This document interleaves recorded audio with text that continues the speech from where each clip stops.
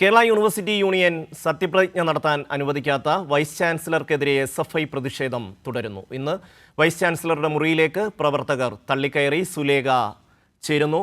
സുലേഖ, അവിടെ പന്തൽ കെട്ടിയുള്ള സമരം SFI തുടരുകയാണ്. ഇന്നത്തെ പ്രതിഷേധം എങ്ങനെയായിരുന്നു? ഷമി എന്ന SFIയുടെ ഈ അനിശ്ചിതകാല സമരത്തിന്റെ 11ാം ദിവസമാണ്.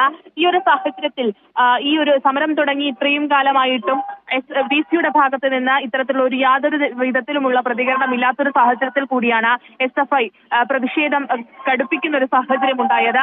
എന്തായാലും ഇപ്പോൾ ഈ SFIയുടെ ജില്ലാ പ്രസിഡന്റ്, സെക്രട്ടറി ഇവരടക്കമുള്ള പ്രതിഷേധിച്ച സമരം ചെയ്ത വിദ്യാർത്ഥികളെ പോലീസ് അറസ്റ്റ് ചെയ്ത് നീക്കിയിട്ടുണ്ട്. ഇപ്പോഴും അനിശ്ചിതകാല സമരപ്പന്തലിൽ SFI സമരം തുടരുന്ന ഒരു സാഹചര്യം തന്നെയാണ് ഉള്ളത്.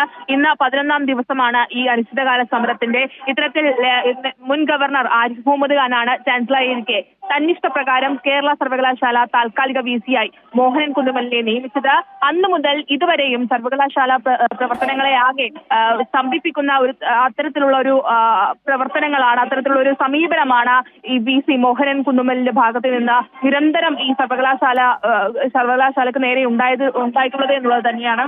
SFIയുടെ ഈ സമരം എന്ന് പറയുന്നത് വിദ്യാർത്ഥി യൂണിയന്റെ സർവകലാശാല വിദ്യാർത്ഥി യൂണിയന്റെ സത്യപ്രതിജ്ഞ ചെയ്യാൻ അനുവദിക്കാത്തൊരു സാഹചര്യം, അത് വലിയ രീതിയിലുള്ള അക്കാദമികമായും ഇത്തരത്തിൽ ഈ വിദ്യാർത്ഥികളുടെ കലാപ്രകടനങ്ങളടക്കം അനിശ്ചിതത്വത്തിലാക്കുന്ന ഒരു രീതിയിലുള്ള ഒരു സമീപനമാണ് VC-യുടെ ഭാഗത്ത് നിന്ന് ഉണ്ടാകുന്നത് എന്നുള്ളത് കൊണ്ട് തന്നെയാണ് ഈ തെരഞ്ഞെടുപ്പ് കഴിഞ്ഞിട്ട് മാസങ്ങളായി ഇതുവരെയും ആ യൂണിയൻ സത്യപ്രതിജ്ഞ ചെയ്ത് അധികാരമേറ്റിട്ടില്ല എന്നത് തന്നെയാണ് ഇവർ SFI ഉയർത്തിക്കാണുന്ന ഏറ്റവും മുഖ്യമായ ഒരു കാര്യം എന്ന് പറയുന്നത്.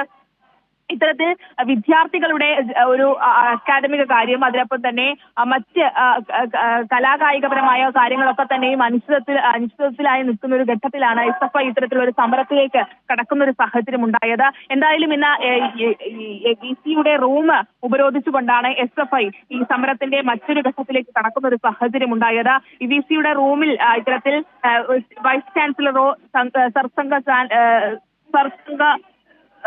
സർസംഘ ആണോ എന്ന രീതിയിലുള്ള പോസ്റ്റർ അടക്കം SFI പതിക്കുന്ന ഒരു സാഹചര്യം ഉണ്ടായി. എന്തായാലും വലിയ രീതിയിലുള്ള ഒരു സമരം തന്നെയാണ് SFIയുടെ ഭാഗത്ത് നിന്ന് ഉണ്ടാകുന്നത് എന്നുള്ളത് തന്നെയാണ്.